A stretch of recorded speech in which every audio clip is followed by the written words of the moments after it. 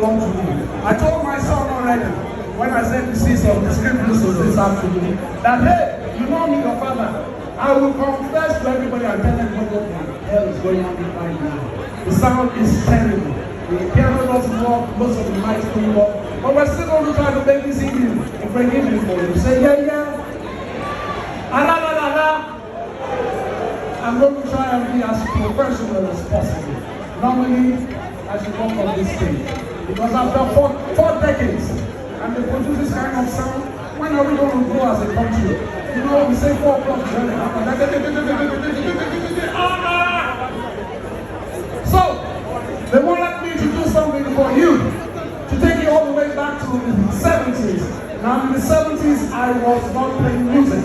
So I have to invoke my father's spirit for you, for those of you who know his music way back in the 60s, 70s. And these are some of the hit songs of that time. Everybody say yeah. You know what annoys me? This band is been everywhere you can imagine. So when I come back home and they produce sound that is so, so I say disgusting. Let me scare them. But they will not say, see, Femi have used us.